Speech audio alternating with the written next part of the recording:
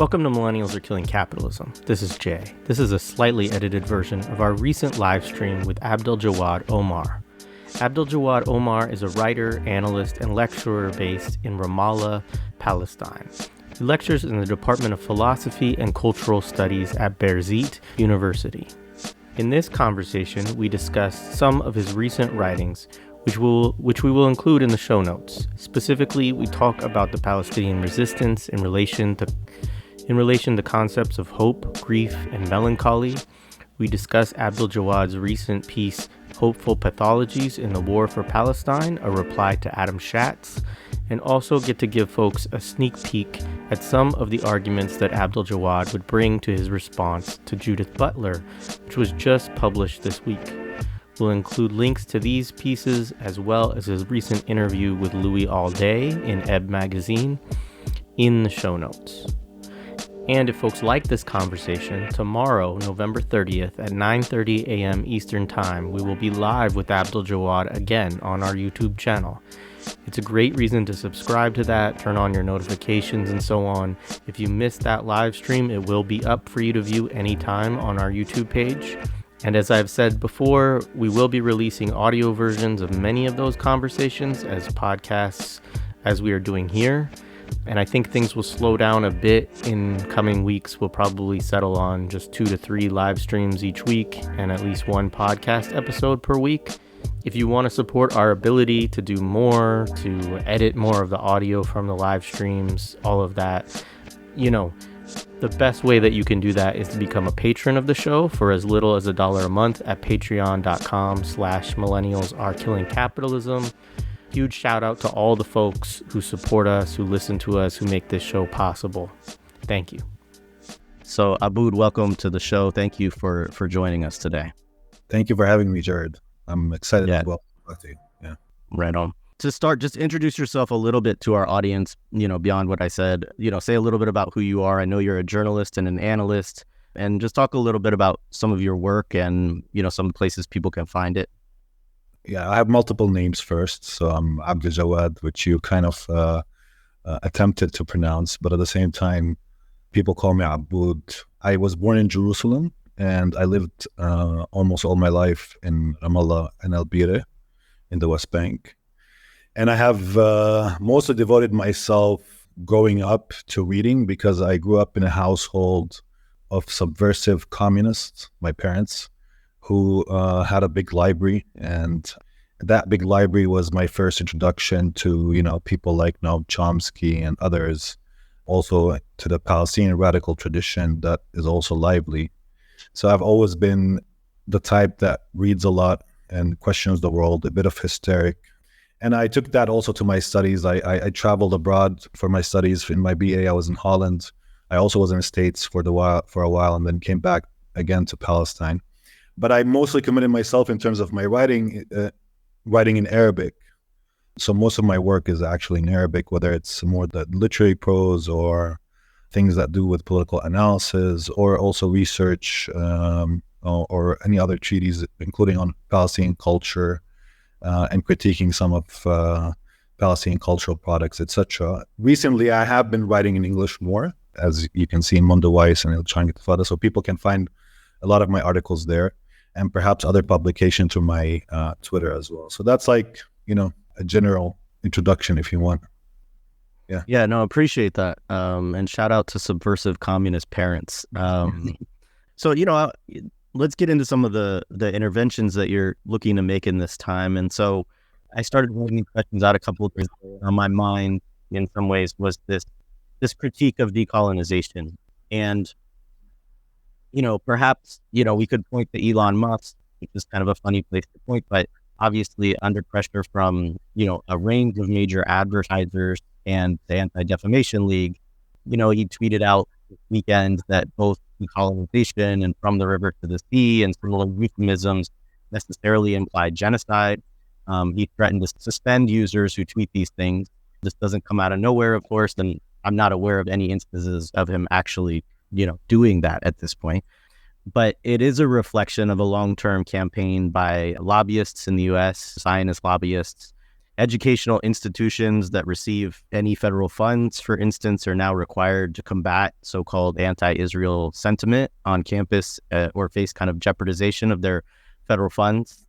This is something we actually talked about in our recent stream we had a panel after showing the Lobby USA, which kind of looks at the Zionist lobby in the United States and how it targets Students for Justice in Palestine and Jewish Voice for Peace campus organizing.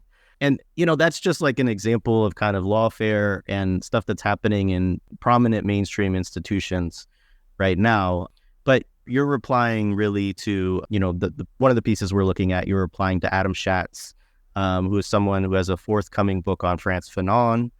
So it's an interesting place to have a critique of, anti-colonial struggle, I guess. He published a book on Verso books this year.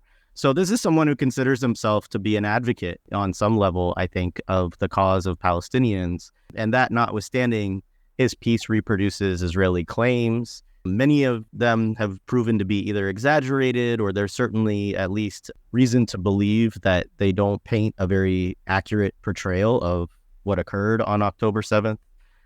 And some of them have been proven just to be flagrantly false, basically.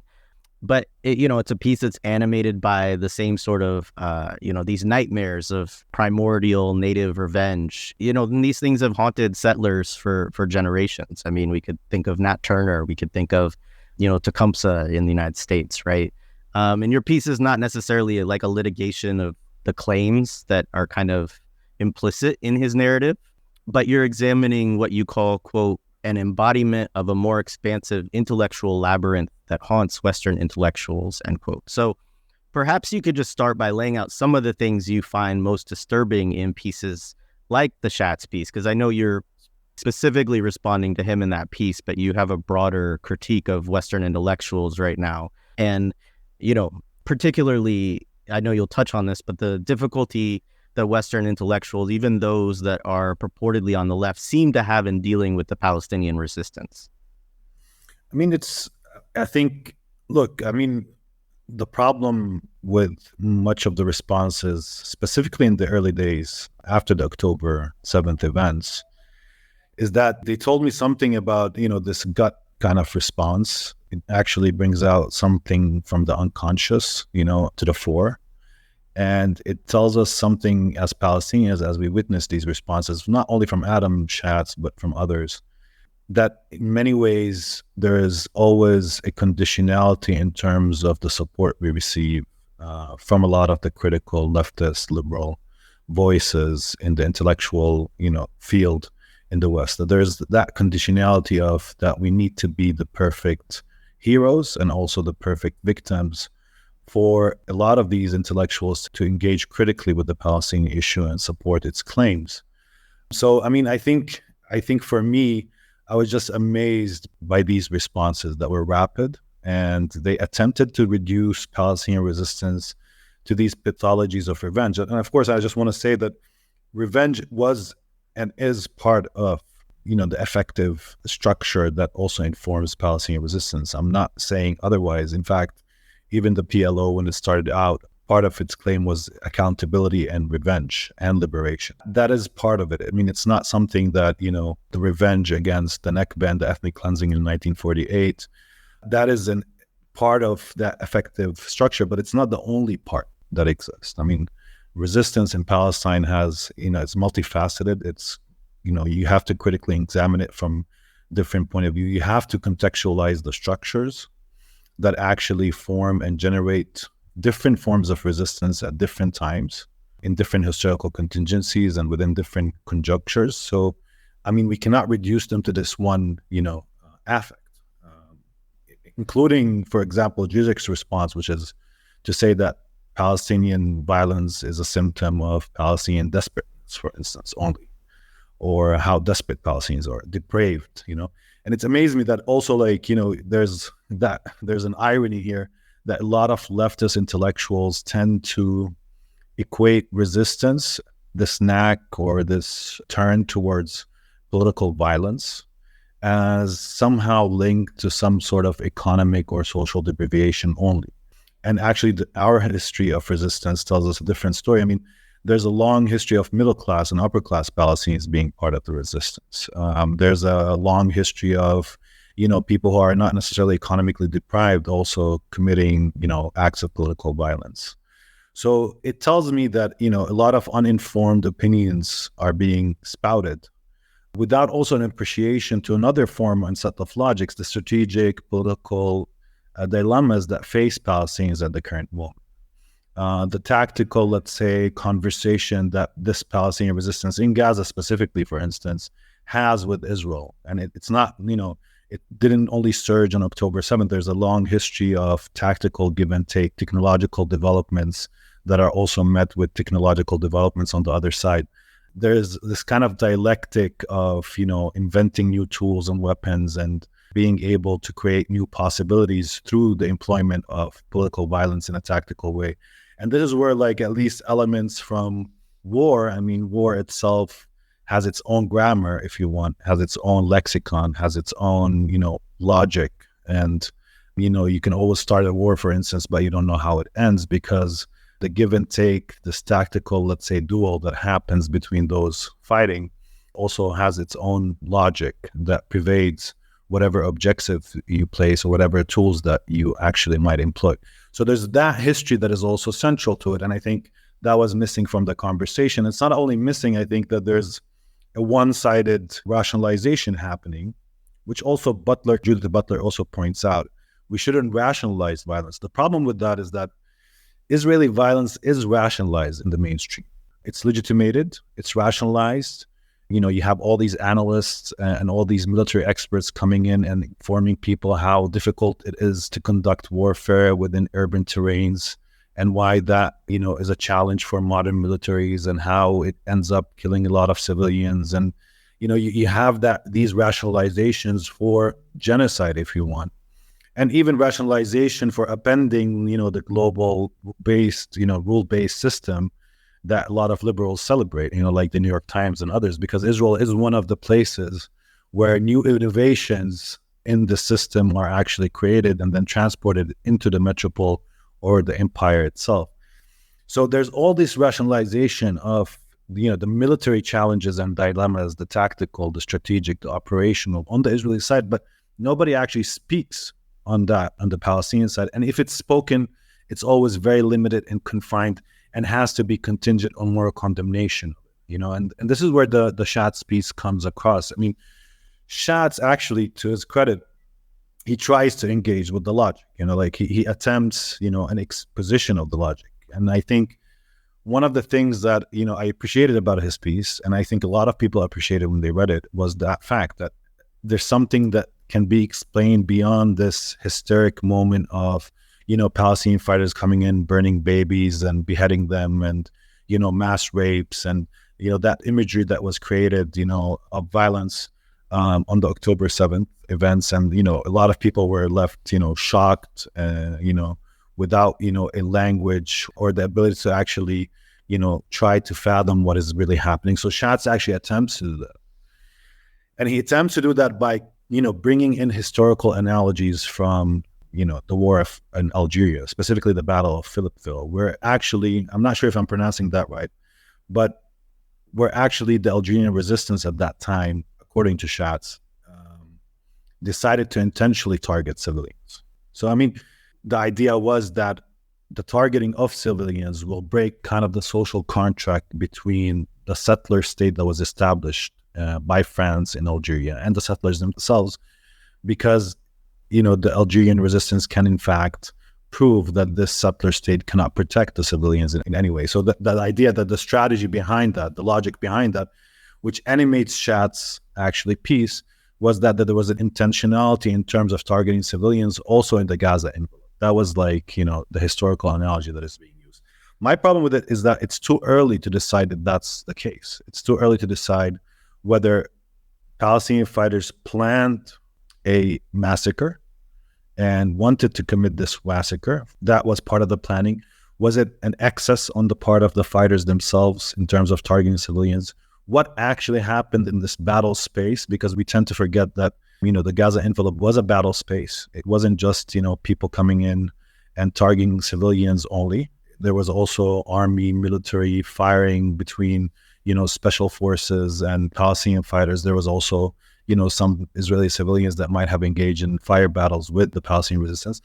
Doesn't mean in any way that I'm saying that, the Palestinian fighters did not execute civilians or did not kill or did not engage in whatever, Israeli are claiming. I'm not saying that or legitimating any type of these attacks. This is something that, I think that is something that you can internally critique perhaps, and you can point out some problems with.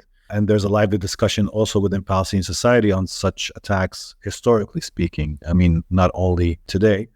But I think for me, what is central is that you've already judged. You've already predetermined the case. You didn't even, took time to look at the particulars. That's the idea of every justice system, that you have to look at the particularities of any case and establish what truly happened, what facts actually transpired, how did it happen, was it an excess, was it an intentional thing, and determine exactly the picture of how these events transpired. So Shatz went immediately to this form of historical analogy. And I think another component part which is important is that, whenever a new war arises, no matter the context, it's a different historical conjuncture, it's an event unto itself. It has its unique context. It arises in a specific historical moment, and it's highly differentiable from other battles. So, this is a tendency, I think, in a lot of intellectual readings of, a new war, etc., is to go and compare it with the wars of the past. And there are places where you can make these connections. But at the same time, they always belie the reality of this new battle. Even in military science and military studies, people always point out that, the war that is coming is always different than the war that has just surpassed. There's always a new development that we couldn't foresee, a new surprise, something that is novel and different than, it's not like just repetition of old wars. It has some component that is new. So I think that rush to also create that analogy is problematic from that point of view. So my problem with Shatz is that, finally somebody's trying to engage with the logic, but then he's also going hastily, I think, into a conclusion that I think should take some time for us to actually, determine, including another component, which is, the idea that Palestinian resistance will fuel fascism. And it's unclear in Shatz if it fuels fascism everywhere, whether it's in Israel or whether in actuality what the Palestinian resistance did is expose underlying fascisms that we don't really necessarily clearly see, And I think that is different, I think, we were discussing before we went live, Biden's position in the beginning, how that kind of also tone of complete and utter support for Israel, taking it to the extreme, also exposes some sort of liberal fascism, even on the political establishment from the left in the US or the center left, as manifesting in, somebody like Biden or his current administration, So I think, it's different. It's different to say fuels fascism or exposes fascism. And I think for me, that is also a central part, because I think that is one of the elements also of Palestinian resistance that I see important and central. I'm sorry if I'm talking a lot, Jared. You can just cut me. Yeah, no, it's all good. I do want to get to, I think we can move forward in the conversation, get to the next point, because I think it follows along well with what you've already laid out, which is, I'm interested in your analysis, the things that you're paying attention to, and your understanding of the Palestinian resistance on October 7th under its own terms, as best as you're able to analyze them. Now, I appreciate all of what you said, because you've offered, numerous caveats of we don't know everything yet, and, there's a lot to still be revealed. But I've appreciated elsewhere, we talked at the beginning about your recent interview with Louis Allday in Ebb magazine, where you discussed some of the tactics of October 7th, as well as some of the potential strategic aims. And I hope this is obvious to our audience that, there is strategy at play. And I think that to sort of deny even a possibility or an examination of strategy, I think is a problem among a lot of folks also in the US left. There is a tendency also among leftists to, and And please, folks, I'm saying this in general. I know this does not apply to all of you who are watching this wonderful show.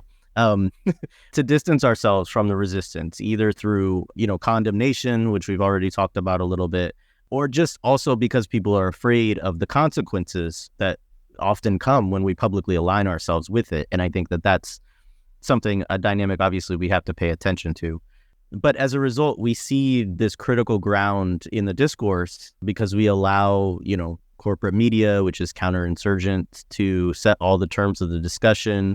And then any attempt to discuss Palestinian resistance then, has to confront all of these, whether it's Shatz's perspective of these kind of discussion of vengeance, or whether it's just an outright discussion of, from people of this is terroristic, this is genocidal, whatever people want to apply in terms of their characterizations of the Palestinian resistance. And this leaves very little space for us to talk about the resistance as rational, as strategic, which, as you point out, it doesn't mean that they can't make mistakes or miscalculations, of course, but it is the basis of a real discussion, I think, about what's going on. So, yeah, could you just talk a little bit about some of the strategy that you think was potentially at play on October 7th, as well as maybe a little bit of what's unfolded since then from a strategic level? Yeah, for sure. I mean, look, I think just to give like a bit of a background, I mean, there was a 30-year struggle to actually create October 7th as a moment in Palestinian resistance. It starts from the first Intifada, where you have a civil resistance, and that civil resistance, and it took more nonviolent forms, slowly under the intensity of violence starts turning to like violent solutions in the 1980s throughout the 1990s.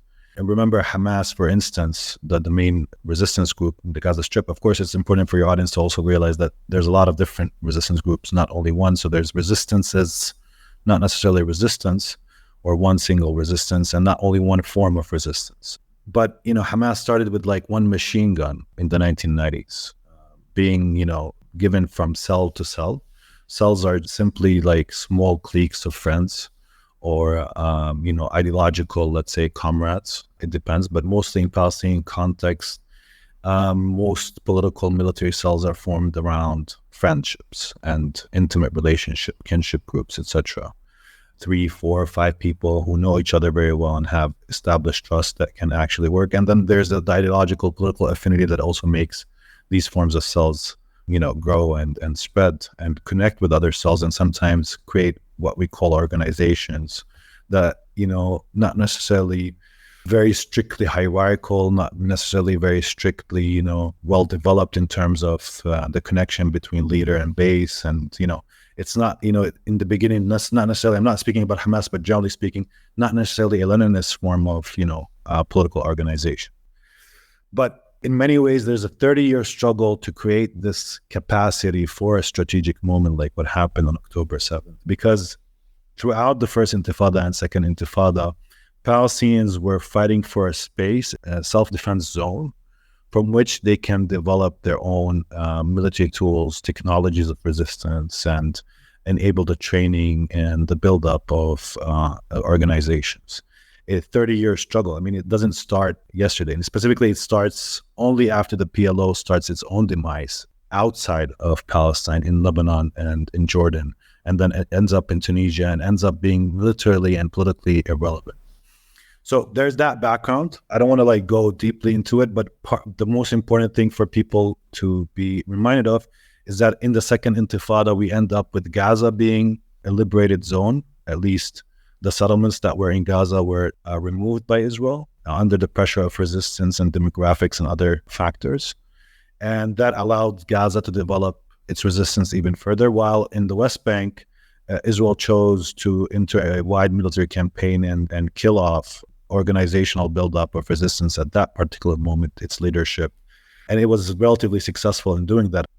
So there was that buildup. And I think in the past, at least 16, 17 years, there was this tactical conversation happening between the Israelis and the resistance in Gaza.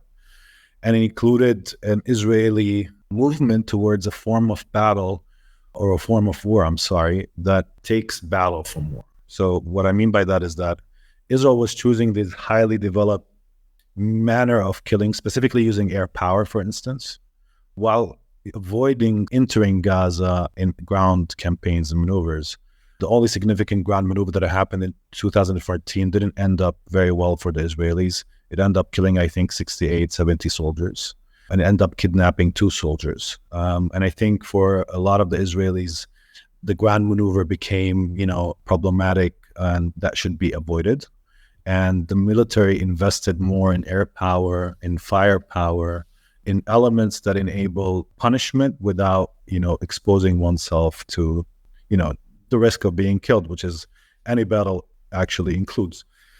So I think part of the October 7th moment is also, a solution to, if Israelis are not coming to us to fight, we need to go to them. And the Palestinian resistance developed 2 strategies. One was subterranean, which is, building tunnel networks. Some are offensive tunnels, but Israel also enclosed that with building a wall under the ground surrounding Gaza. It costs billions of dollars that prevents these offensive, or at least claims to prevent these offensive tunnels from operating. So I think that is also part of like the condition for the October 7th on a tactical level, is that you had this underground strategy, offensive underground strategy, that now has been denied to you. So the Palestinian resistance started to think what could be done otherwise. And I think they started thinking in terms of, we could just use trickery and create this moment where the Israelis feel secure enough to neglect the Gaza element, to neglect the possibility of war in Gaza. And this took months, if not years, of preparation in terms of convincing the Israelis that there's no real threat from Gaza by engaging, for example, in economic, arrangements like, exporting Palestinian labor into Israel, calming things down, not engaging in some of the fights that erupted also between the Islamic Jihad in the Gaza Strip and the Israeli military in the past couple of years. So, there was this strategic trickery involved and manipulation that was also built on a very complex understanding of Israeli psychology. Israeli psychology, if you behave like they think that you should behave because we're the stronger party, at least at some element of it, despite perhaps having a very paranoid view of the world. The Zionist movement, specifically in its militarist side, has this very paranoid view of the world that every threat needs to be, uncovered, and, we're always looking for new threats. And even we create threats when there's no real threat.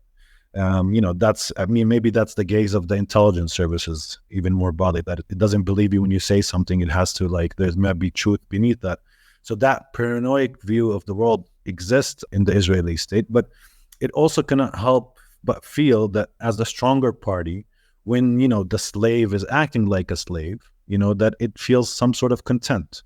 And I think that is part of also this moment of how that trickery even succeeded. It succeeded because Hamas was basically acting the way Israelis thought they should be acting, based on, the power imbalance, based on Israel's air power and nuclear weapons and the ability to inflict pain and horror and terror in Gaza, based on this idea of deterrence, which is related to another concept in Israel, which is the Iron Wall. We can talk about it later on.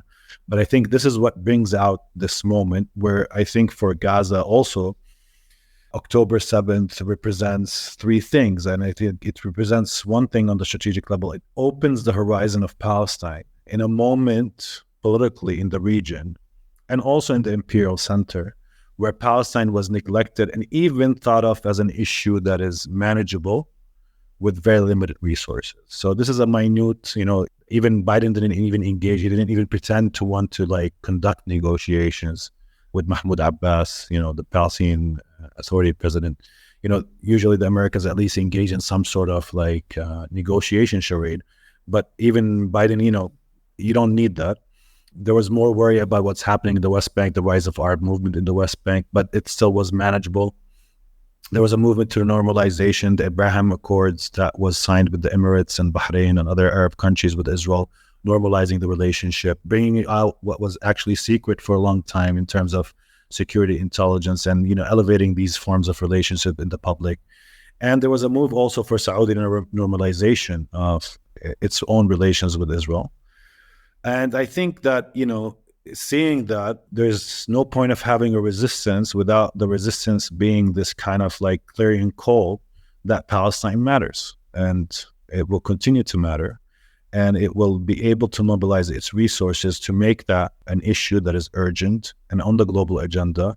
And once again, as the most, as an issue that everybody turns to, looks at, and actually also what happened in Gaza has the potential to even expand further in the region. So not only is an Israeli-Palestinian war possible here, but also a regional war is possible, perhaps even an international conflict if we, let our imagination run wild. But, these are the sort of thing that October 7th moment created on a strategic level. It created the necessity of the U.S. and the empire to come to the region and devote a lot of military resources, etc. So it showed you that at least on that level, from being a non-issue, at least according to the Israel lobby and American policymakers, to becoming the most urgent issue in global affairs, the October 7th moment was strategically successful in doing that. Yeah.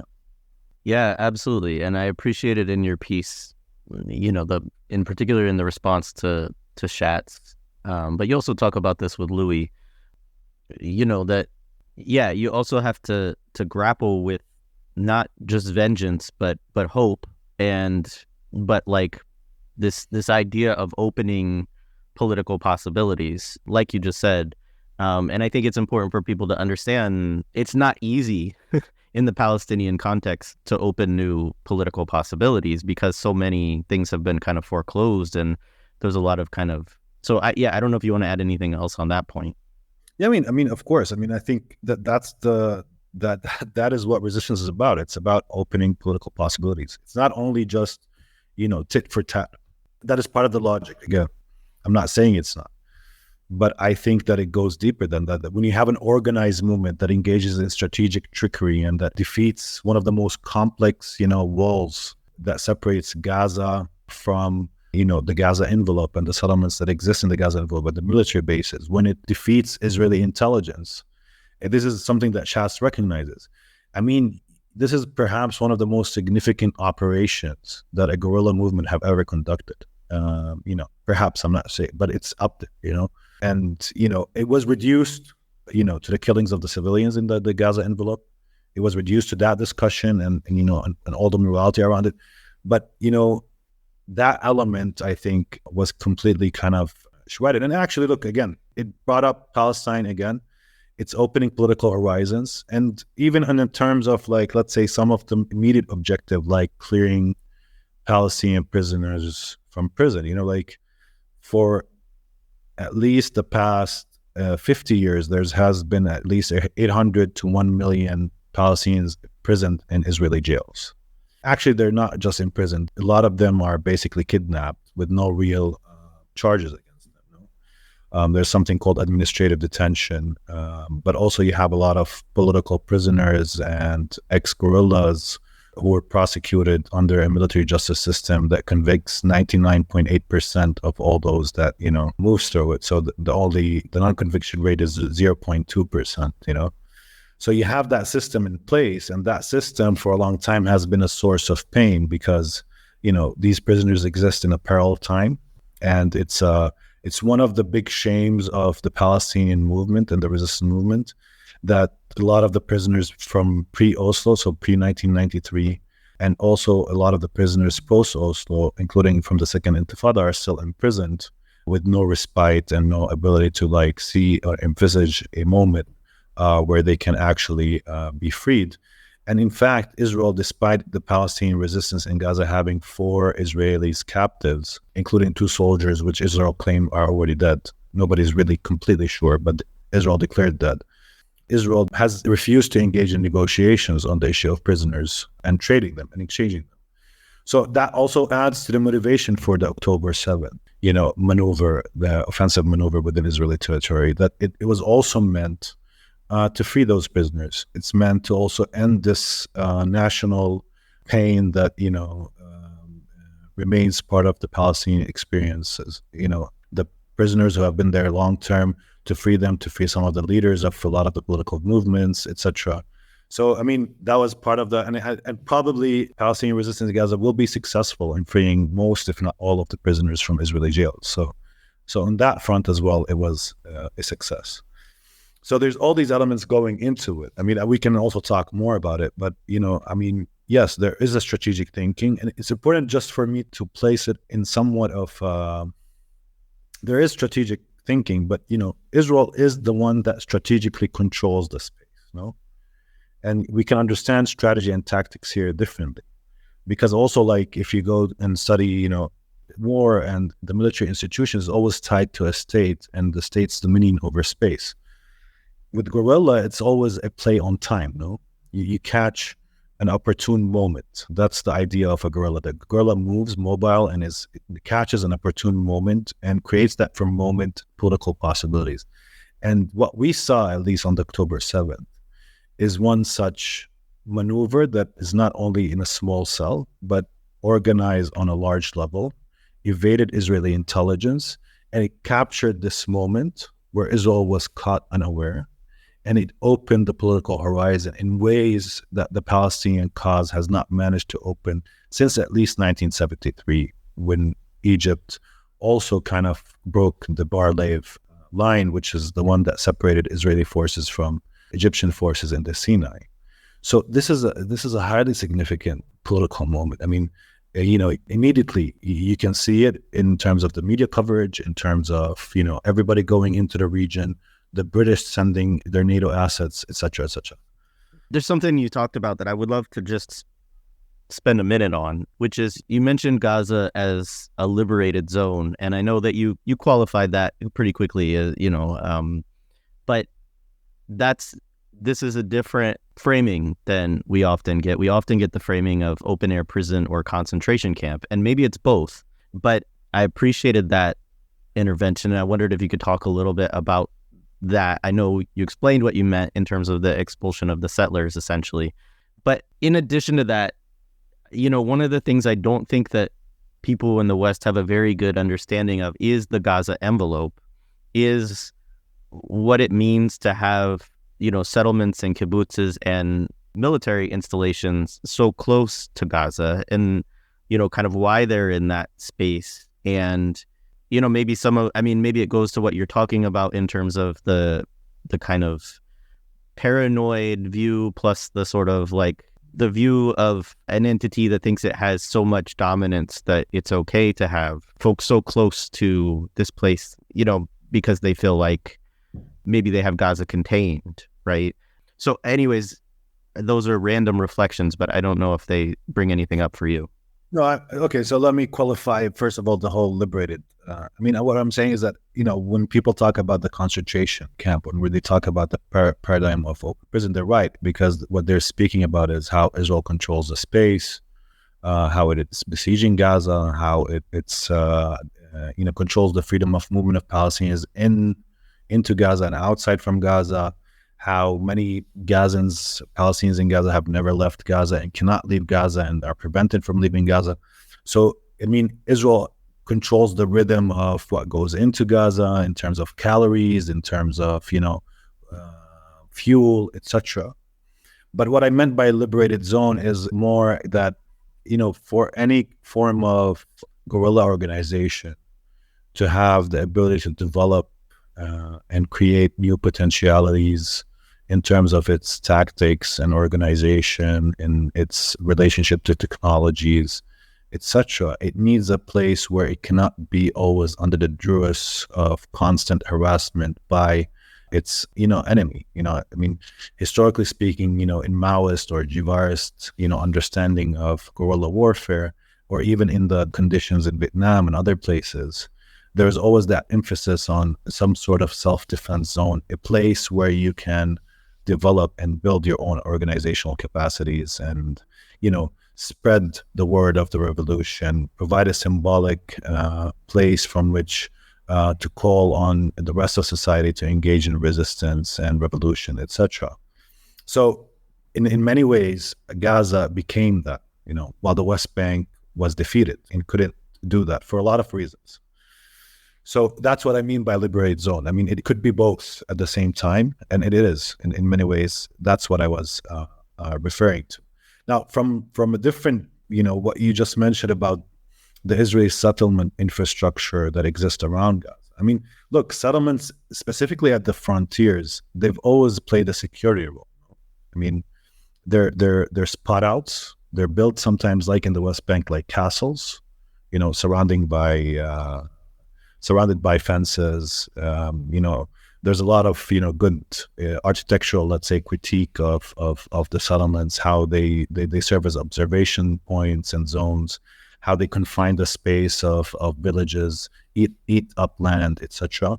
And specifically in those areas, that civil presence has also military, let's say, logic to it. It's also about confining Gaza into a certain specific area. It's also about Gaza not being able to claim more land to expand, one of the most demographically concentrated areas in the world.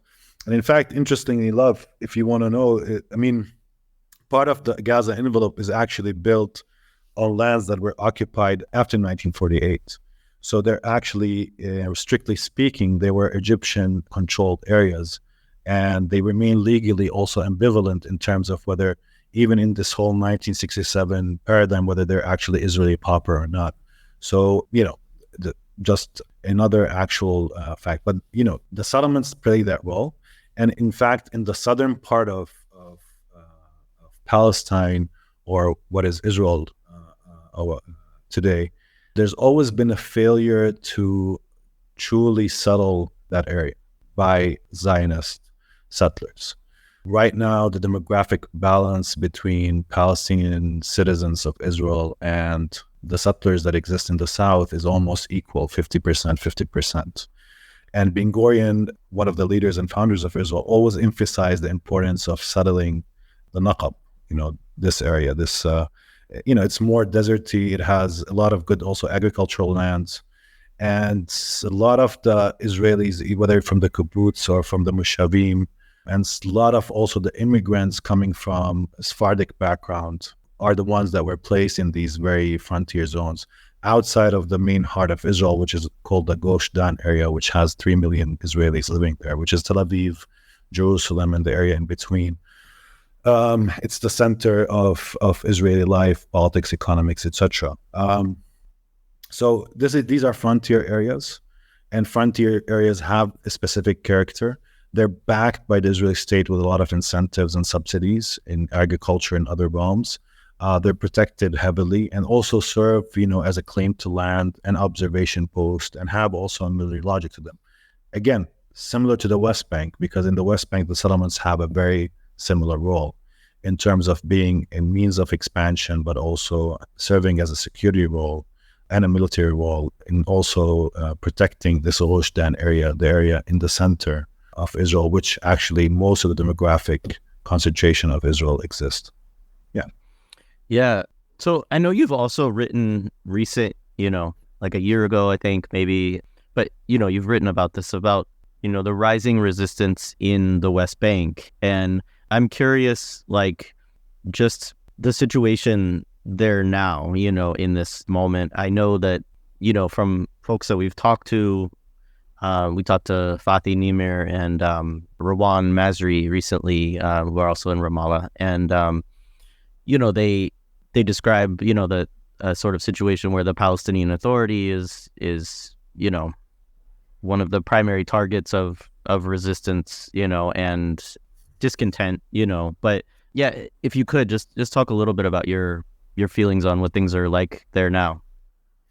I mean, look, the West Bank is a very tough nut to crack, let's put it that way, but it suffers from a lot of, let's say, pathologies, let's put it that way. I mean, in one sense, you have 16 years of the lack of an organizational infrastructure for resistance, So and it's important to situate this in the sense that there's a dual form of repression here. It's not because Palestinians don't necessarily want to fight in the West Bank, but you have one of the Israeli successes, which actually the thing that Israelis are thinking about, at least when it comes to Gaza now, is that if they defeat the resistance in Gaza, that they can also create the condition where they can go in and out as they like and wish. In the West Bank, despite having a Palestinian quote-unquote authority, Israelis can arrest anybody at any time, at any moment it wishes. So it had total freedom of arrest throughout these 16 years, which means that all social activists, political activists, student movement, they're always under the pressure of Israeli military coming in and arresting them. And we can see that today, actually, as 2,000, I think, I'm not sure the number, have been arrested since October 7th. As Israel expands its arrest campaign in the West Bank and attempt to prevent, a solidarity movement or, participation in the West Bank with the events in Gaza, it's taking away all the energetic, let's say, students and activists and members that might perhaps, this is all perhaps, feed into a struggle in the West Bank that is more political and social. So that's at least part of the logic there. So for the past at least 16 years, you had these two carceral systems that also included the Palestinian Authority arresting its own people and torturing them, including people that it actually killed, like Nizar Banat, the political activist, which the Palestinian Authority killed like 2 or 3 years ago. So, the main point beyond that is that despite these dual systems of repression, whether the Palestinian Authority one or Israel's military presence, what we saw in the past 3 years is what I called in one of my articles a politics of unbinding. What it means is that we saw in working class, urbanly condensed places like the refugee camps of Jenin and Nur Shams camp in Tulkarem and the old city of Nablus, these urban condensed places, we saw the rise of new armed movements from a new generation. And it also points out to the importance of this whole notion that Palestinians have the capacity to struggle and resist. It's an intergenerational form of resistance that have been happening for at least 130 years. Not only 75 years, it's been happening since the first encounter with, Zionism as it arrived to Palestine and the first settlements were built. And actually in the beginning, it was probably a more elementary pre-political form of resistance. What I mean by that is that simply somebody's taking up land that you own and setting up a settlement. So people, from the rural areas, specifically in Palestine at that moment, rejected and resisted against that.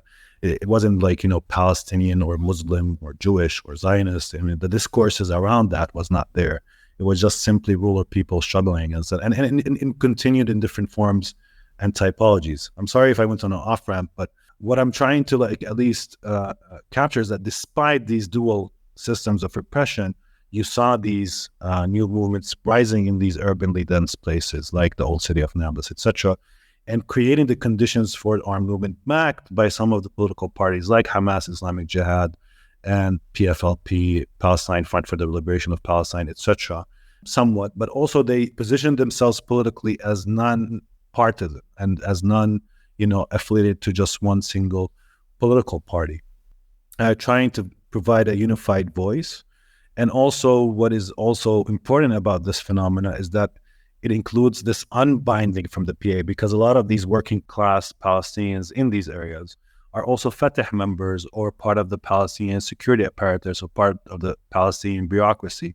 But despite that, they're unbinding themselves from the current leadership and creating what you can say are these new self-defense also zones, which the first tactical act that they did is to deny Israel the freedom of movement and arrest in these areas by targeting Israeli jeeps and military vehicles when they enter and attempt to arrest.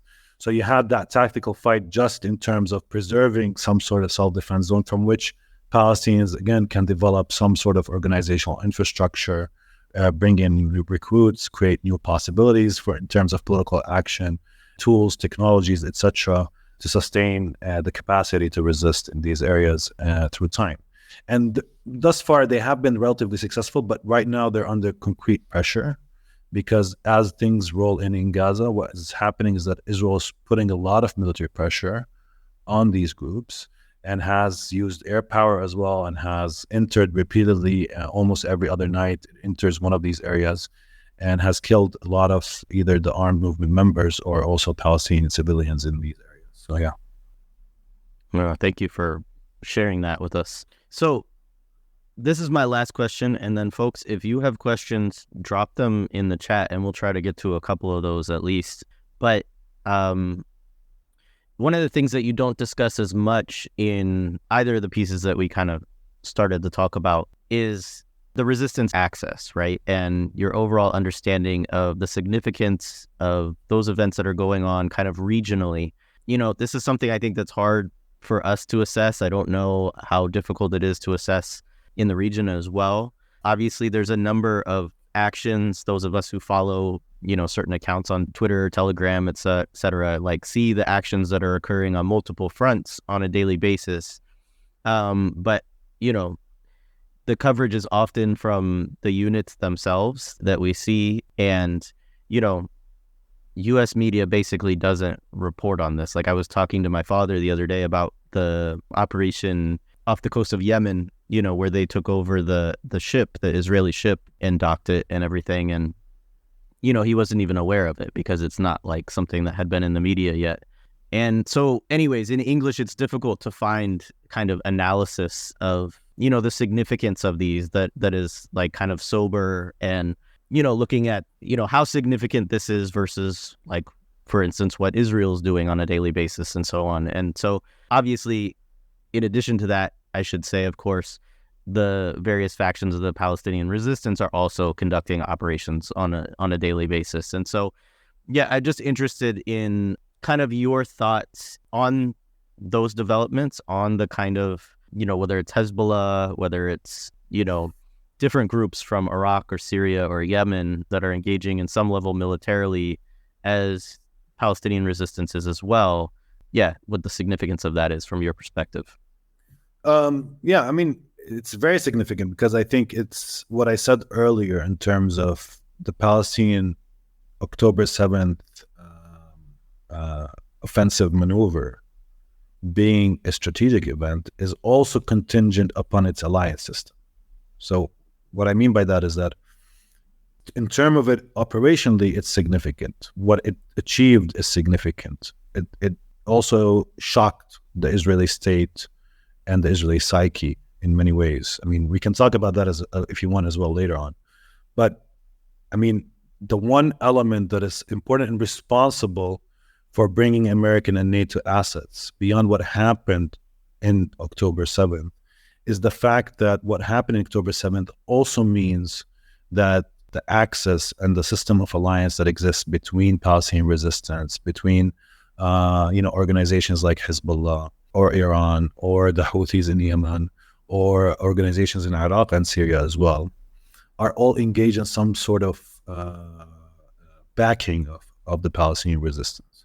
Now, I mean, there's a lot of discussion around this. Some people think that, the alliance system is not performing as it should be in terms of increasing its pressure on the Americans and the Europeans.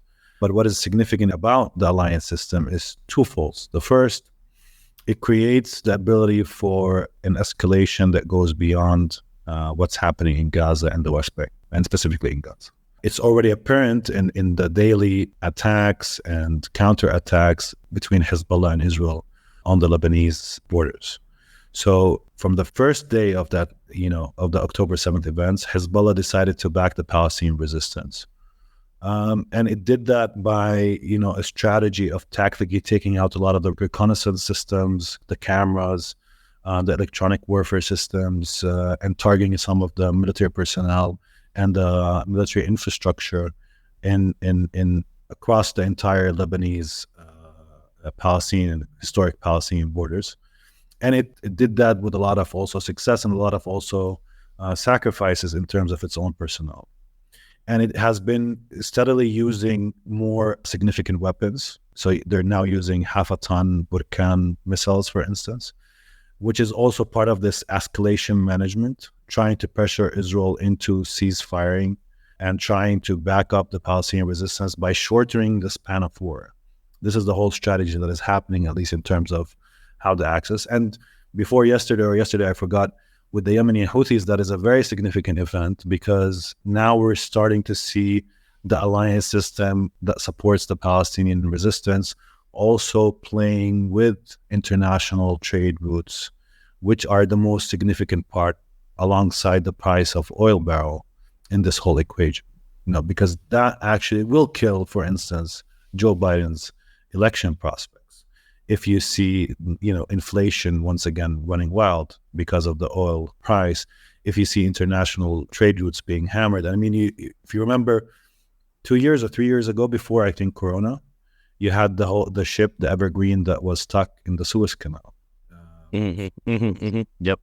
And you saw that part of the explanations for example, inflation in the world, and part of the inflationary drive was actually, related to the Suez Canal. And the Houthis are, close to Al-Mandeb, or, it's also close to a strategic important, like, I don't know how you call it in English, I'm sorry. I think it's the Strait. The Strait, yeah.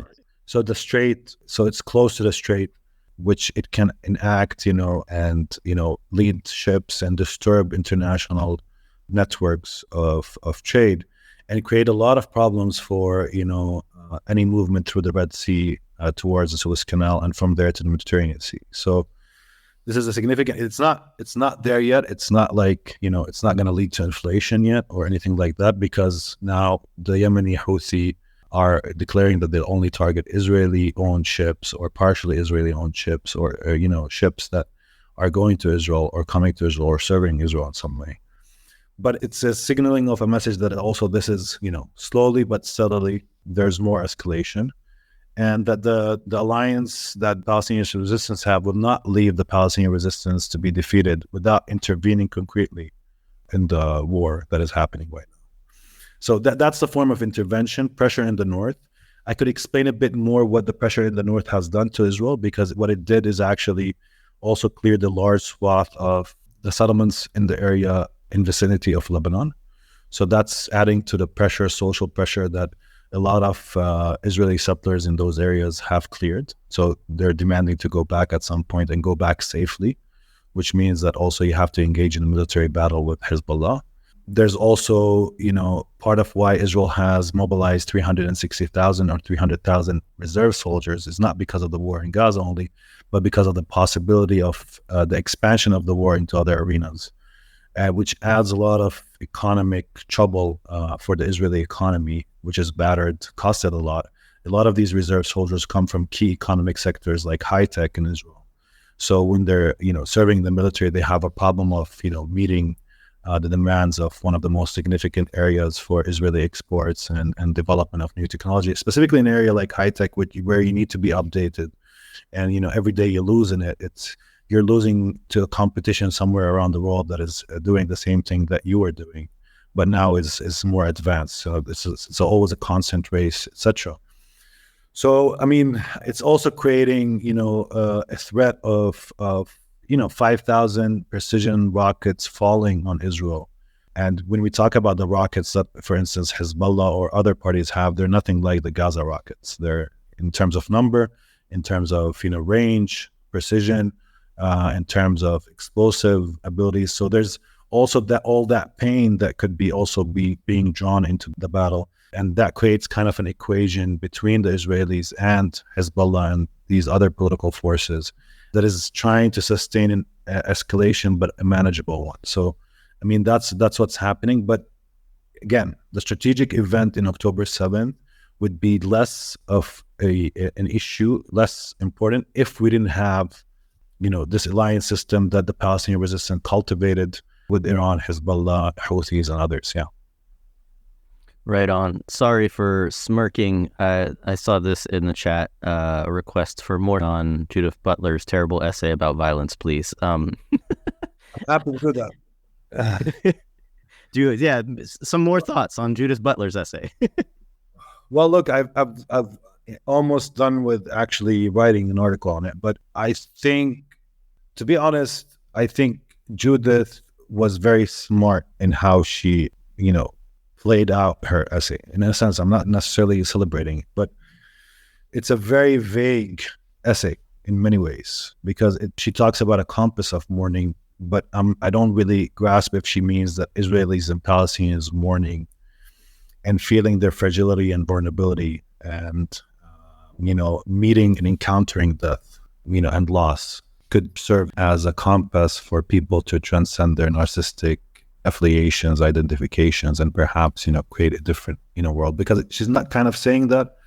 She's saying something about the compass of mourning in the West, I guess, and who to grieve about, among, academics, I guess, and university people and the left in the West, that you can grieve for both Israelis and Palestinians equally. So she's not very clear. But I think one of the important elements in her essay, which we can build on, is that she talks about how Palestinians are denied the right to mourn. And actually, that is very significant. And paradoxically enough, that is what resistance is all about. It's actually about regaining that right to mourn. This is what is paradoxical about her position. For me, beyond the moral condemnation of, attacks against civilians, or beyond, her aversion to violence, because she has been consistent in terms of at least talking about nonviolence always. Although, at least for me, I think I wish nonviolence works. I mean, nobody would wish more than myself that nonviolence for Palestinians works. And I'm not saying that no nonviolent action could have an impact. Of course, there's boycott, divestment, and sanctions. There's a lot of different forms that Palestinians developed also in terms of their struggle. But, nonviolence presumes an audience and presumes somebody who you can, touch something in their conscience. And that touching could enable a change of frame in terms of how they view you. And so you're kind of like calling upon your colonizer to see you as human. The problem with that is that, whenever Palestinians try to do that, first of all, it never makes it to international media. We're not giving, the attention from the outside world that these type of actions perhaps shouldn't deserve. They're neglected. Nobody cares that much. You have the occasional documentary, you have the occasional expose on it. The second problem is that, Israelis shoot us. They don't, the whole conscious element rarely happens, and it's only an exception. I'm not saying that no Israeli has come to the West Bank as a soldier and left Israel and, unlearned his Zionism. There are those cases. But in many ways, and in many instances, nonviolence has not really operated on a level that enables an immediate, change in the realities of Palestinians, or giving them a lot of hope. This not to dismiss that, resistances have taken a lot of different shapes and form, and still do, like writing and poetry and dancing and, and saying no and not participating and civil disobedience. And, it takes all that range. But that is the element of nonviolence in her. But I think for me, what is central is that also for a lot of the viewers now is to understand is that Palestinians are unable to mourn. What I mean by that, it's not like on an individual level, we're not able to grieve for loss, no. Mourn presumes like a communal refuge, like somewhere where you can, at least be uninterrupted in detaching from the object of loss that you just suffered. So it's a slow healing process. But in fact, in Palestine, the intensity and recurrence of loss prevents Palestinians from to mourn. We can't do this kind of like, I think, bourgeois conception of meeting our finitude. We have this kind of presumption, or there's a presumption around mourning that, the person feels that he's a master. He walks in this world thinking he's invincible, thinking that he's, autonomous. He's not dependent on others. He's not vulnerable, etc. And then he encounters death in the figure of a friend or a close relative or somebody that he loves and dears. And then he understands that, death is part of, life, and finitude is an important element of it. And I think for us Palestinians, first of all, we're denied the right to mourn, the ability to mourn, because the intensity and recurrence of loss just prevents that. And the second thing is that we actually also reject to mourn, that we reject it. So there's the position, because mourning also means that you detach from the object of loss. And here it could be a person or a cause, So for us to do a healthy form of mourning means to detach, for instance, from a Palestinian horizon of liberation, for instance, You cannot detach from that. And that's why, for instance, I'll give you an example from the war in Gaza. You had somebody like Dahdur. He's an Al Jazeera correspondent in Gaza whose family was killed while he was doing his correspondence. And he goes to the hospital. He bids farewell to his son, I think, Adam, Sham, his grandson Adam Sham, and I think his son is Mahmoud, his name. He bids farewell to his wife as well, and a lot of the other members of his family. And the next day we see him on TV, and there he was, rejecting the act of mourning, to sit down and just lay down and to cry, because I think for him what was significant at that moment, rejecting the act of mourning, was that, this is the moment I show my steadfastness. This is the moment I show the continuation through my professional capacity as the voice of Gaza's pain in the Arab world, that I sustain myself in that position and I remain that voice. And I think for us, there is that kind of rejection of mourning as well, and the interruption of mourning, even if you want to have it, because the constant loss is just always there and it's always intense. Because remember, Palestinians already live in a horizon of being looked at as, with this gaze of revulsion, like the Israeli gaze around us is one of disgust and revulsion, of bodies that, you can choose who to kill and not to kill, of people who can be killed with impunity and without any form of accountability. So in many ways, that's our experience. We see that gaze all the time. It's not only when these intense episodes of violence happen and people pay attention to them. And we also live within a horizon of loss, horizon of loss of Palestine land. It's like being in an elevator with somebody who's growing all the time fat and choking, and creating that, sense that you don't have any space anymore, not only the space to move, etc. So that horizon of loss already exists, and we're unable to mourn, and we reject the act of mourning. And therefore you have more of, melancholic subjectivities in Palestine. And resistance, in fact, is a melancholic response to settler colonialism. But it's one that is actually about, rebuilding, or, melancholy assumes that it's an internalized loss. Some people, talk about melancholy. They talk about, you fall in love with loss itself. So you don't want to, you don't want to be released from that loss. So you sustain it in different ways. So you don't want to do the mourning and the work of mourning. And that's true. That's one element to it. And it leads to a lot of it has a bad reputation, melancholy, in terms of being, very, regressive, and, you don't do any action. It's true. But I think Nouri Ghana has a great book now on, Arab intellectual melancholy. He calls it Melancholy Acts. It's called the book. And he argues what I think also Hussein Mroua, who's another Lebanese intellectual, he talks about, there's that form of melancholy that, kills you because you fall in love with loss and you remain regressive and politically inoperable. But there's also a form of melancholy or sadness that fights and builds, defiance, and turns grief into grievance, And resistance lays there somewhat in that zone, in turning grief into grievance, in turning grief into defiance, in trying to recapture this lost object and retain it and provide hope for it. So in a weird way, paradoxically, I think Butler just misses that. It misses that in resistance, you regain your right to mourn. And not only that, the other last part is that it is actually the colonizer, which you explained very well in the beginning, the first question, that has, a form of narcissistic sense of invincibility, a sense of secure protection, of being also in terms of, political, economic, civil rights, having this, status that is special and privileged over those who are colonized. It's the colonizer that has a God complex. It's the colonizer that has, this sense of, immortality around him, like the iron wall shielding him.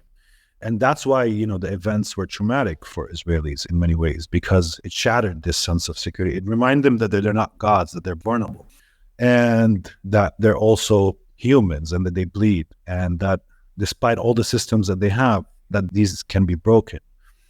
And, in many ways, maybe perhaps Israelis need to feel vulnerable in the sense of, feeling this sense of vulnerability that enables them to see the other as human, to perhaps unlearn their, Gaza revulsion against the colonized people. I mean, I'm not betting on that, but I'm saying that that's at least part of, the equation here. Yeah.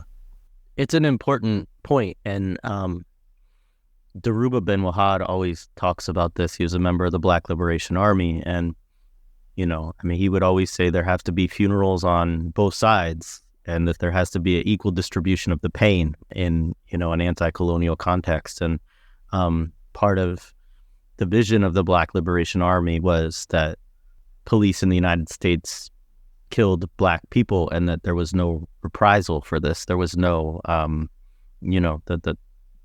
so even in that discussion earlier on about, revenge, right? There's also a political calculation around that. It's not just primordial. There's actually a strategic conversation about it as well. I want to pull up a couple things. People shouted out Kwame Ture, and your comment on nonviolence, I think, is what brought this on. Although Kwame Ture is very interesting, formerly Stokely Carmichael. Because one, he stayed committed to anti-Zionism throughout, his whole life post. Actually, I think we should do a whole episode on SNCC and specifically related to Zionism and what happened to their organization after they started to it. It wasn't even an official position, but it was an internal discussion of supporting Palestinians that led to basically that, plus a couple other factors. But it certainly was kind of the thing that finally tipped the scale towards all of their funding and support from Zionists for one, but also white liberals in many respects, drying up and really hurting the organization's ability to continue operating. But he said, quote, Dr. King's policy was that nonviolence would achieve the gains for Black people in the United States. His major assumption was that if you are nonviolent, if you suffer, your opponent will see your suffering and will be moved to change his heart. That's very good. He only made one fallacious assumption. In order for nonviolence to work, your opponent must have a conscience. The United States has none. And I think that certainly speaks to the kind of, I think with nonviolence, it's always important to separate the tactical discussion of nonviolence from the kind of moral philosophy of nonviolence. And I think that both Butler, but also King, actually delve pretty far into this kind of moral philosophy. And I think there's always a good tactical discussion that should be had about nonviolence, about whether or not you can actually do things nonviolently that can have a material impact, not necessarily a moral impact, but whether you can actually, like boycotts, for instance, or other forms of protests. And I think about that mainly because our context in the U.S., I think that there are a number of nonviolent means that people can use to express solidarity to the Palestinian people and to actually materially support that struggle, whether that's direct action against weapons manufacturers, stopping the boats being, loaded with weapons and things like that. There's certainly things in that vein that can be done. But once you get into that moral philosophy, I've never been particularly moved by that, especially I think in a colonial context, because it just doesn't seem, there's not a lot of historical, I don't think, examples of that being very successful. No, there's not. I mean, and you're right. I mean, there's not. There's very few instances where we can say nonviolence is a very, can be successful in terms of colonial. There's very few instances. But let me point out the first intifada in Palestine was largely, let's say, even when it practiced some violence, it was more of the symbolic kind, like throwing a rock at a Israeli jeep that doesn't really cause any harm. Something like the comment that you just placed, like, the Yemenis taking over the ship without killing anybody or anything like that, but still using some sort of symbolic violence. And it was successful because the context also induced that, enabled that, in a sense that you had Israelis intimately in Palestinian towns. They controlled the civil affairs. They controlled the educational affairs. They controlled so a lot of the strategy that was developed in the first intifada was non-cooperation strategies. So it was defying, military orders. It was, protesting when we were not allowed to protest. It was, creating a struggle over the public space in the first Intifada. So that was the means that people used, and the context allowed it, and then Palestinians turned to it. Because I think also Palestinians are not necessarily, those, fetishizing violence and the use. I think most of us would choose a nonviolent tactic if a nonviolent tactic is more, can achieve what a violent tactic can achieve. And you can see it already in the first Intifada, how most of the population was built around social movements, non-cooperation tactics, etc., etc. But as Israel intensified its violence, Rabin at that moment, he was, I think, the Israeli prime minister, he called it the break the bones strategy. Go to the protesters, kick them, and actually break their bones, and the killing of a lot of Palestinian protesters. But not only that, when it started to separate spatially from in the West Bank, it started to use firepower more broadly. I mean, I'll just give one example to inform people who might, be unaware a bit about the context here. I mean, in 2020, you had these big protests in Jerusalem and also inside Palestinian communities in 48, or what is Israel, and also in, places like the West Bank. And, Jerusalem and inside 48, you had big protests, people closed roads. There were a couple of violent incidents here and there. There's at least 3 or 4 Palestinian martyrs that were killed in Jerusalem and in 48. Although because of the interconnection between the Israeli civic space and the Palestinian civic space in Jerusalem and 48, there were still rules of engagement by the police that was less violent when it came to the West Bank, in places where actually people always go to protests. So in these places, an Israeli military unit, a small unit, can actually control a large crowd through dispersal means. But Israelis then just chose to kill, and more than 30 martyrs, I'm not sure about the number, but more than 30 martyrs or 40 martyrs were killed by Israel across the West Bank, including in this already kind of like areas that people go to protest, and the Israeli military has established an architecture around how to control the protests. So whenever protesters are there, they can control them without the use of excessive violence.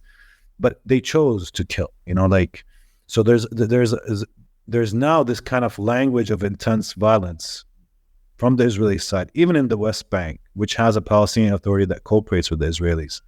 And, therefore the turn towards violence is and political violence in this context is also something that Israel kind of induces and incubates through its policies and how it interacts with the Palestinian population more broadly. Yeah. Yeah, right on. So, I mean, I think we're close to wrapping up, but I'd love to touch on a couple of things that we talked about earlier, or just to bring up. One, this discussion of mourning and grief. I couldn't help thinking as you're talking about this. I did a piece recently where I interviewed a bunch of students across the U.S. that are involved in the student movement, Students for Justice in Palestine and other organizations. And one of the examples that came up was that at George Washington University, they did a vigil for, it was just a vigil, right? An expression of mourning. And because they used the term martyrs, I should say, I don't know this for sure in terms of why, but I'm extrapolating that would be the justification given, that the president of the university called it a glorification of terrorism. And I think this is interesting. I mean, there was also a Twitter kind of flare up the other day because somebody said they don't like the term martyrs. And maybe you could respond to that a little bit, because I think that it's important to help people understand the context in which that is the term that's most often used by Palestinians regarding folks who die, either in conflict or just in like bombardment in a lot of instances. I mean, look, here, when it comes to Western sensibility, because of Palestinian religious discourse, which is also shared by Palestinian seculars, it's not something that there's a lot of disagreement about in Palestinian society. It's used and manipulated in a way to the Islamic, other that is, bent and loves death, and, while Western liberal societies love life. And it creates this notion of the martyr as something to be hated, feared, something to be, discarded. For us, I mean, there is a religious connotation to the notion of a martyr, and it's tied to Islamic, of course, and in some instances also to Christian teachings and theology in Palestinian society as well, because also Christian martyrs in Palestine are called martyrs. But indeed, it also, has a different positionality. A martyr is also kind of the one who digs the truth out. So a martyr is also a person who reveals truths. Yeah, someone called it a witness is another, might be another way to translate.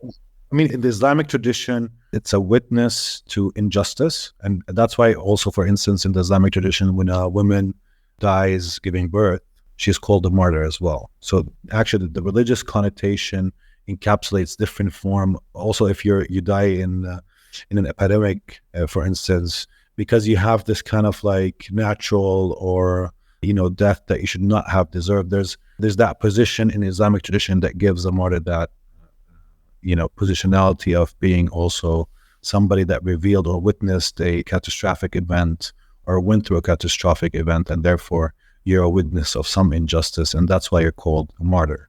And shaheed in Arabic comes from somebody who witnesses, almost close to somebody who witnesses in court or bears the truth or tells the truth and speaks the truth.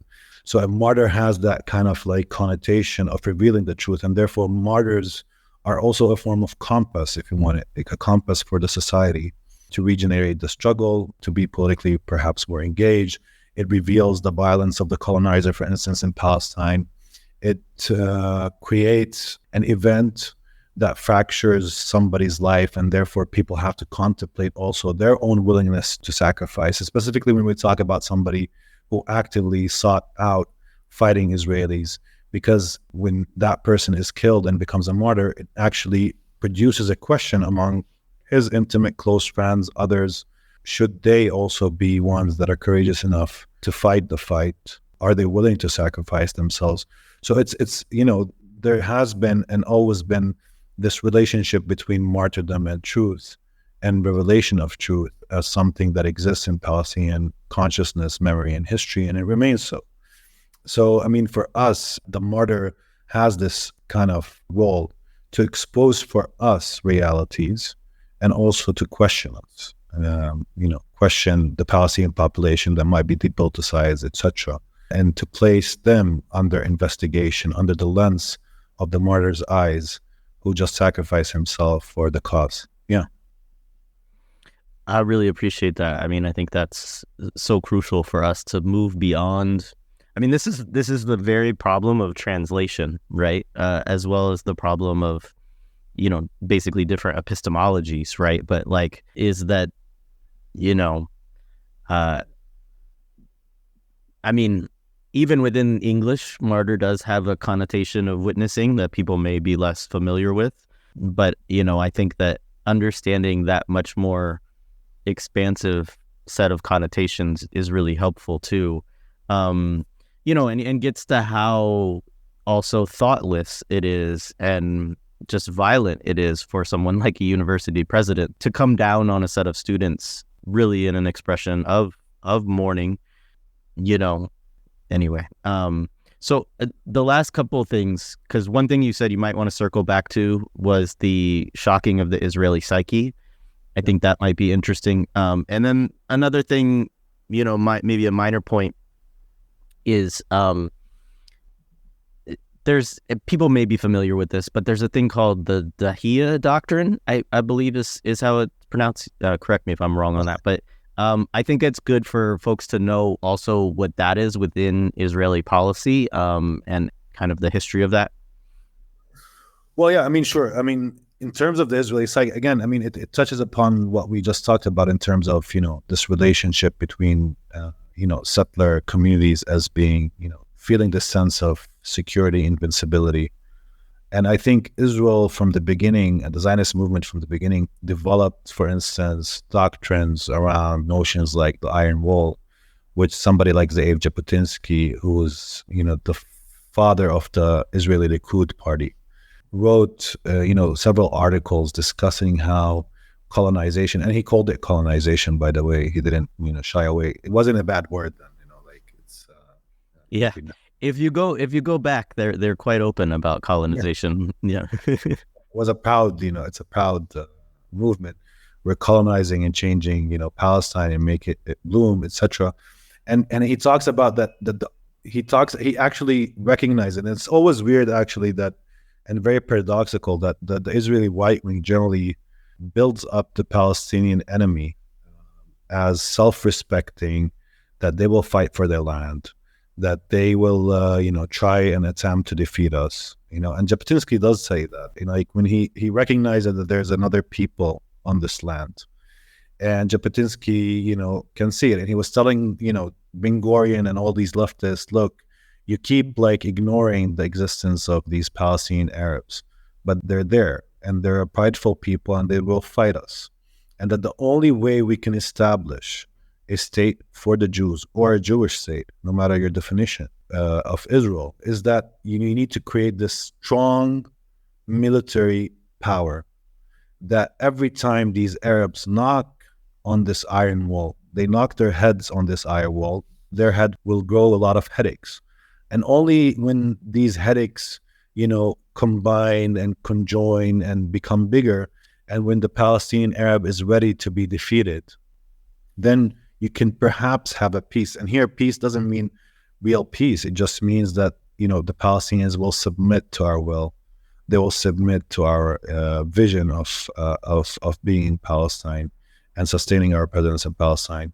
And perhaps they will leave Palestine or be ethnically cleansed, or whatever happened and transpired afterwards was actually more of an ethnic cleansing campaign, killing and raping and, poisoning wells, as a recent revelation also showed.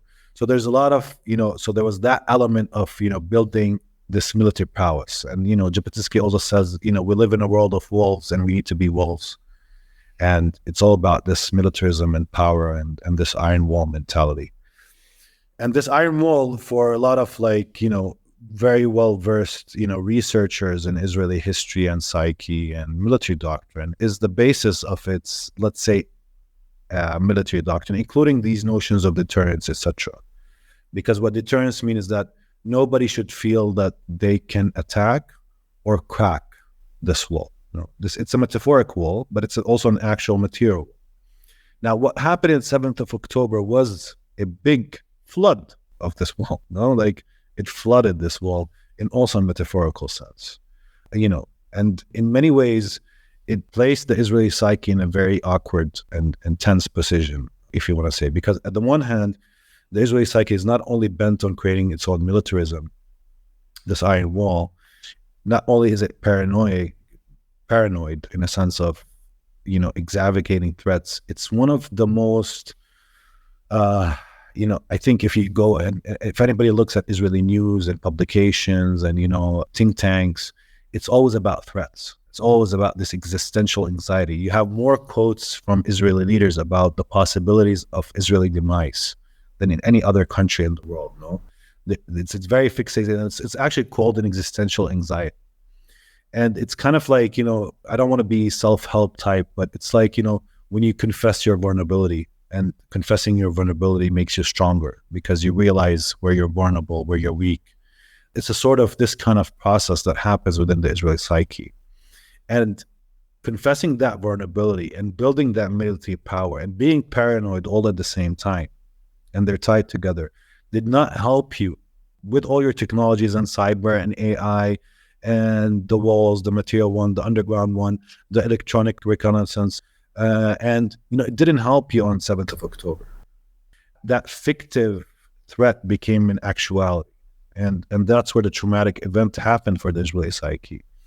And it kind of broke down because in many ways, this is how, we saw almost immediately, in a calculated and also in a not very calculated way, the entire Zionist movement becomes Ben Gvir and Smotrich at that point. human animals, like the defense minister said, or Herzog, who's like a liberal leftist Israeli president that was actually laying out that Palestinian civilians in Gaza are to blame for what happened in the 7th of October, as much as the fighters that made their way through the wall. So you had like the entire spectrum becoming totally, in its discourse, outright fascistic, not even having these liberal pretenses that usually, engulfs a discourse. So that was that moment of madness where you just lost sense of the world around you and how you recognize that world, and it led the Israelis into this very vulnerable moment that needed also American power and NATO assets to come and like kind of close the gap, the abyss that has opened up with October 7th. That's why immediately, you saw Blinken and you saw Biden coming in and the French president and the Italian prime minister and, all these dignitaries. It wasn't just a show of solidarity or deterrence to region. It was also kind of like, these old buddies coming to like help, Israel at this moment of need and, tell them we're here for you and, we're going to help you through it. I mean, of course, it has a political and strategic element, but the psychological and symbolic elements are also significant in terms of enabling this closure of this gap that opened up with the opening that happened in the 7th of October attack and how it impacted the Israeli psyche. So, yeah, I mean, that's at least, a very fast. No, that's good. Yeah. I appreciate it. And I mean, I think on some level we've seen aspects of this in the U.S. context too, because it's like there's such a huge disconnect between the feeling of anti-Zionist Jews in this moment who are largely just infuriated that their history is being mobilized to support a genocidal response, whereas, Zionist Jews in the United States and, Zionist supporters, it is this, like the similar sense of a psychic,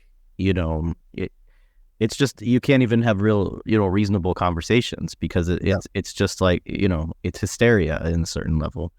So the only other piece that we didn't say is, and, is just quickly is the Dahiyya doctrine. I mean, just Joy to comment on that, because it also deals with how, Israel kind of, constructed some of its, national, at least sensibility around the memory of Jewish vulnerability, coming out of the Second World War and the Holocaust.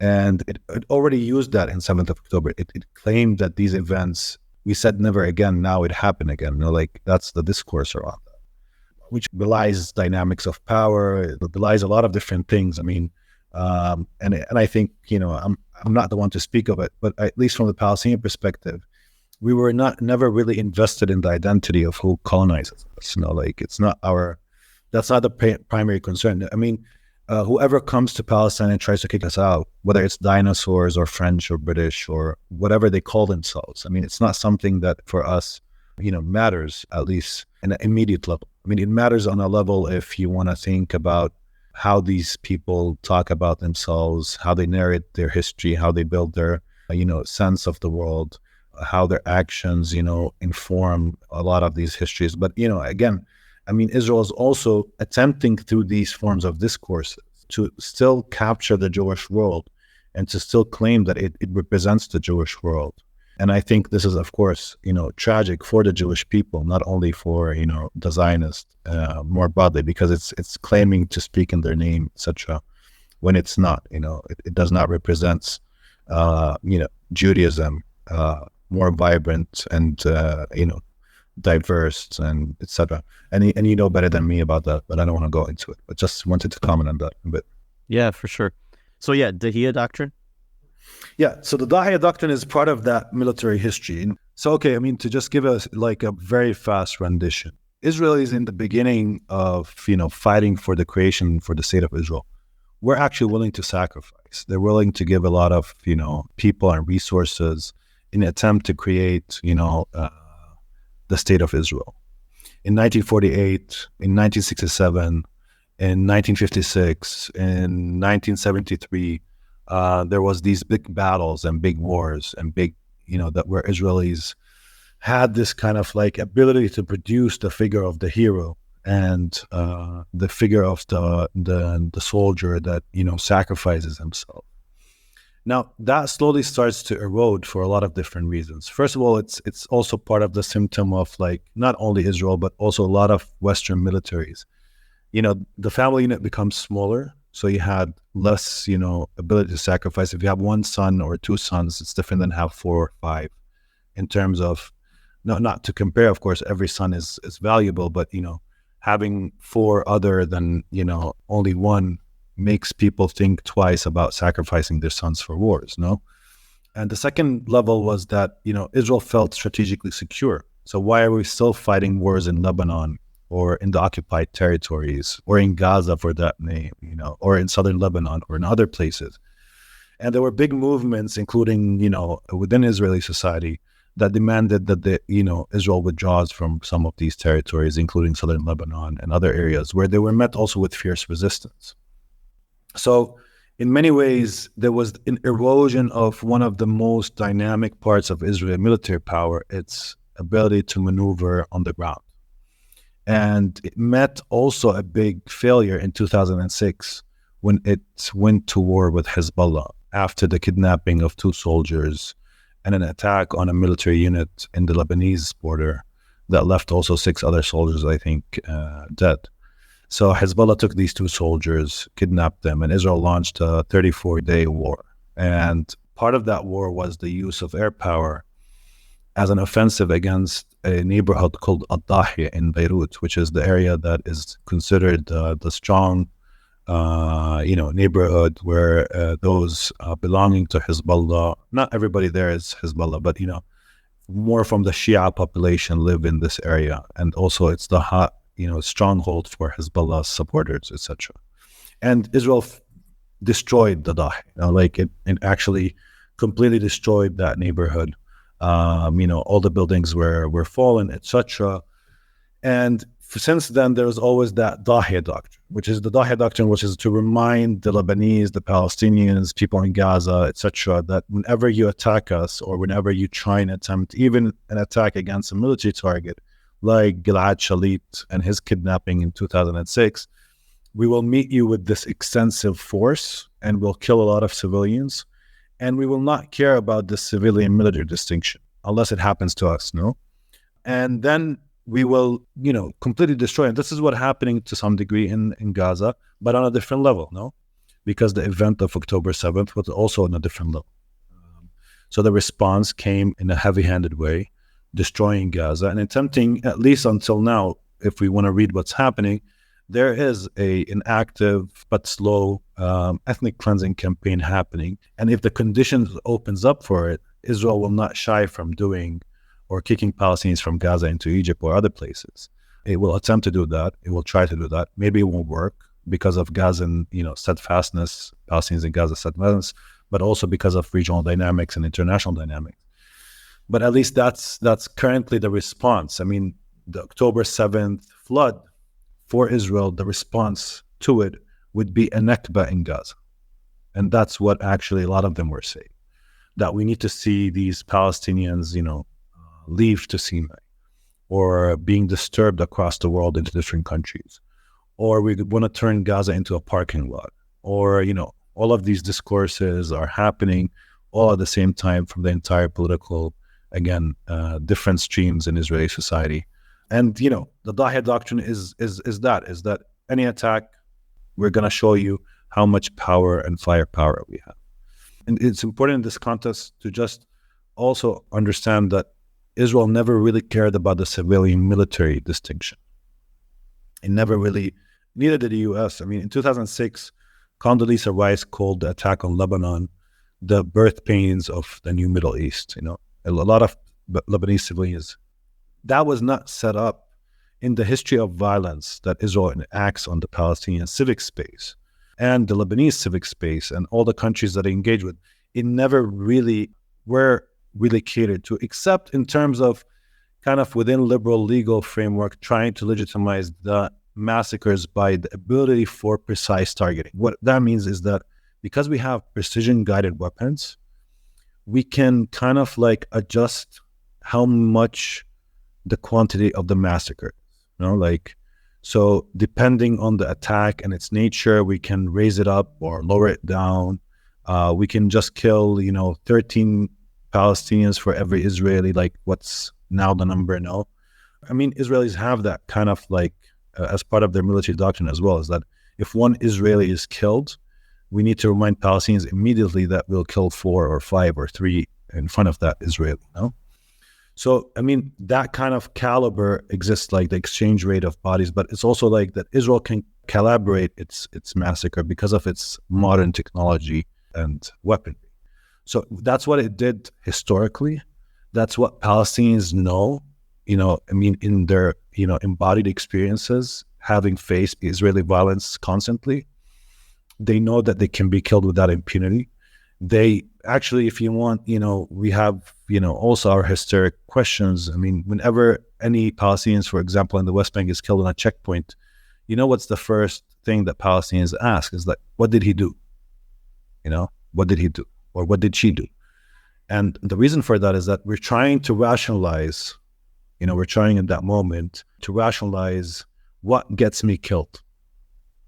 What happened? Because we fear, even a Palestinian friend from Gaza before 2 weeks called me, and we were talking about how she was trying to rationalize the air bombardment of Gaza, saying maybe they're just attacking the families of those in that committed the 7th of October. Maybe they're just doing massacres against the families that I don't know have a relationship to resistance fight. I mean, and none of it actually, when you look at it empirically, none of it is true. It's just they're killing because they can and because there's a desire to kill. So, I mean, this is the lens through which we look at even sometimes how people are killed in the West Bank. That's the first question we ask. What did the person do? Because if I'm moving through that checkpoint and anything can get me killed, it creates that, intense moment. And this is what, maybe Achille Mbembe also called the power of necropolitics, like the power over life and death. Choosing who to, let live and choosing who to kill.